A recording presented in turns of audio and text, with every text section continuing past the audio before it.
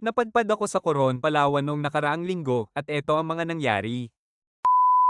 Habang nag-uusap at nagkukwentuhan kami ng asawa ko, biglang nag-chat kapatid niya, bibili na pala ng tiket sa Coron patungo. Walang ano-ano ay pinasama Uy, niya ako uy, at agad na sana patakbo all! para mag-abot ng pamasahe sa bayaw ko. Makalipas lang ang ilang araw bibiyahe na kami. Mabilisang ligpit lang ng damit tapos isinuksok sa kanilang bagahe. Kasama ang aking bisikleta ay pumedal ako papuntang pier. Sinukat pala ni ate yung dimensions ng bike ko in meter. Sa mga oras na ito ay kinakabahan na ako dahil alam ko may katumbas na bayad ito. Siningil ako ng 252 para sa pamasahe ng bike sa barko tapos 791 naman para daw sa ashtray. Hay nako. Bineklas na lang sana at inilagay sa sako ang aking napagtanto, ganon din naman ipapatong at isasama rin sa mga kargamento. Naisip ko dapat pala binax ko na lang. Baka mas napamura pa ako.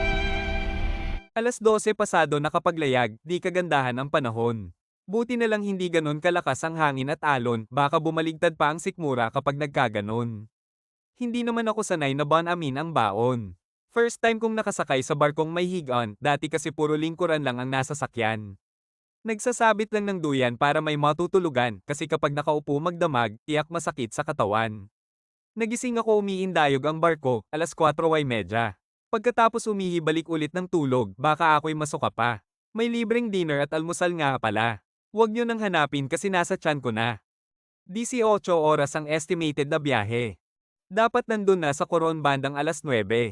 Nakita ko na mga islang ito, ibig sabihin malapit na kami. Hanggang sa Damaykit na sa Busuanga, ako ay very happy. Pagdating sa Coron, kita ko agad yung krus sa ibabaw. Aakyatin pala namin yan sa mga susunod na araw. Hinintay muna naming makalabas yung mga sasakyan bago ko kinuha yung mountain bike at saka pinadyakan. Medyo malayo pa yung aming tutuluyan kaya sumakay kami sa ganito, chariot tawag nila dyan. Bulubundukin din pala ang isla, maraming lusong at ahon. Wala na akong ibang nasabi kundi, Welcome to Coron!